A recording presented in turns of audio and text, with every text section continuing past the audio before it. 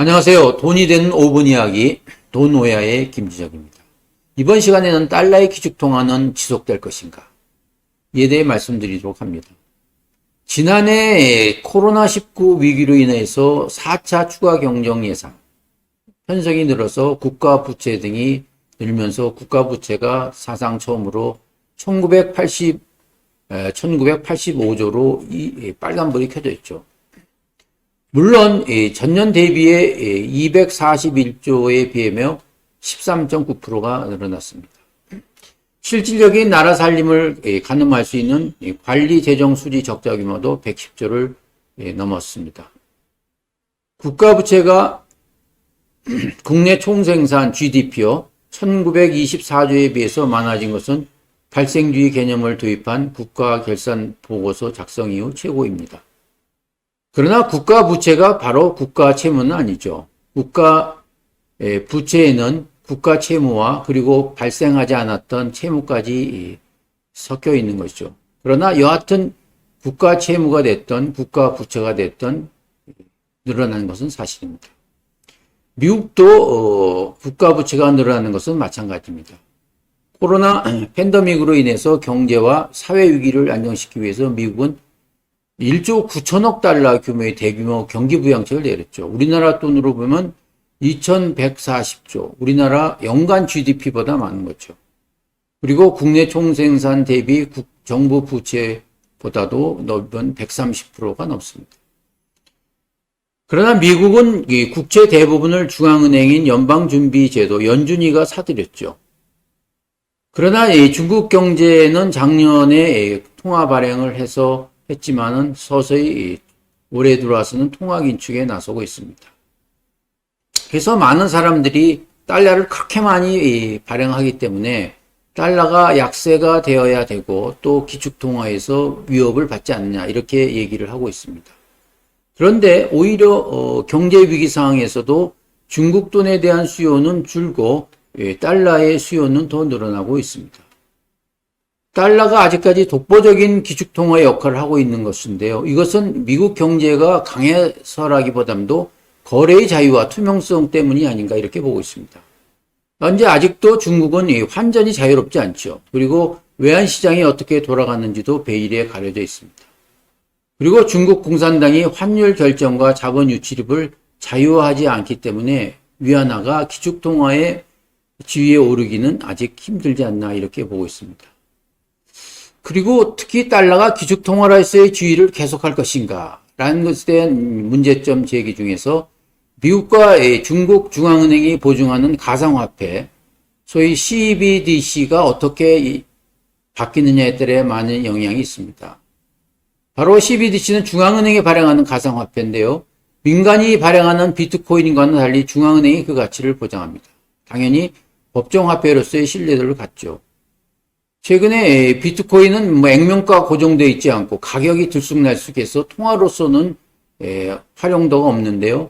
이 CBDC는 전자적으로 저장이 유통된다는 점에서 지폐나 동전의 실물화폐와 다를 바가 없습니다. 언뜻 보면 CBDC가 도입한다고 해서 달러가 바뀌어질 게 없지 않냐 이렇게 생각할 수도 있지만 그러나 많은 사람들이 신용카드와 모바일 카드 결제를 이용해서 현금 없는 삶을 살고 있기 때문에 그리고 결제와 송금을 모두 디지털로 이루어지기 때문에 CBDC가 이제 활성화되면 기존 금융 시스템을 뒤바꿀 수 있지 않나 이런 생각을 하게 됩니다. 바로 은행 계좌나 신용카드가 없어도 결제와 송금이 가능하기 때문이죠.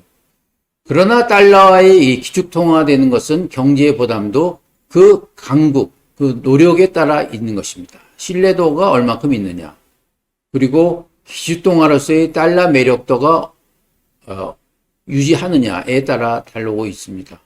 물론 중국 위안화가 중국 경제의 부상으로 인해서 급상승할 수도 있습니다. 그러나 아직 세계적인 트레이더나 투자가들은 달러를 가장 좋게 평가하고 있고 강력한 금융제도가 있고 신용도가 높기 때문에 달러를 기축통화로 유지할 수밖에 없지 않나 이렇게 보고 있습니다. 바로 그 강력한 이 금융제도가 있는 화폐가 기축통화가 되고 지금까지 달러화가 그 지위를 누려오지 않나 이렇게 보고 있습니다. 기축통화가 되기 위해서는 이 통화 발행국의 경제 규모가 물론 경제 대국이 되고 있습니다. 물론 중국도 기축통화의 자리를 넘보고 있는 것이 사실입니다. 중국도 이제 하드웨어는 이제 갖추었죠. 2013년도 이후에 세계 최대 교육국이 되었고요. 구매력 평가 PPP에서도 미국을 넘어섰습니다. 그리고 중국 경제는 미국의 GDP 성장을 웃도는 속도를 유지하죠. 그리고 중국 인민 경쟁도 디지털 통화 개발과 시험 운영을 시작했고요. 1대1로 경제권 구상에 참여하는 개도국을 확대하는 대중무역이나 금융거래 위안화를 쓰고 있습니다. 위안화가 미국 달러와 어깨를 나란히 할 시기가 다가온 것은 사실입니다. 물론 달러는 저항하고 있겠죠. 그런데 IMF 경제학자에 따르면 지금도 미국 무역 결제가 달러가 존재하고 있지만 국제적인 자금 제공에서는 점차 중국의 위상이 높아지지 않나 이렇게 보고 있습니다. 그리고 달러화가 위안화에 대해서 보다 더 강력하게 되는 이유는 이 하드웨어, 소프트웨어가 보장되어 있다라고 보고 있습니다. 바로 신뢰감을 뒷받침하는 강력한 금융제도가 존재한다라고 보고 있습니다.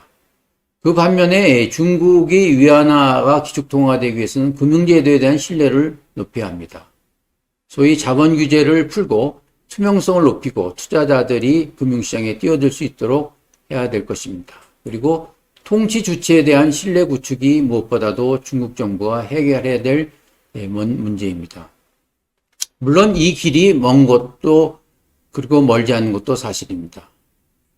중국은 최근에 포괄적 경제 동반자 협정 RCEP 타결을 기했지만 아직도 상대국인 호주의 수입 제한 조치라는 도구, 그리고 홍콩에서의 국가보안법, 그리고 국제적인 금융센터의 지위를 흔들고 있는 것이죠.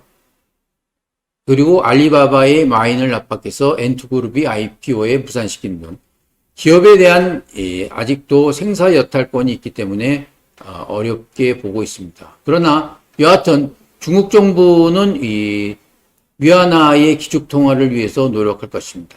따라서 우리는 앞으로 중국 경제의 성장 속도와 그리고 위안화의 기축통화의 여부에 대해서 현실을 파악을 해야 될 것입니다. 그러나 사실 환율 예측은 주가보다도 더 어려운 것이죠.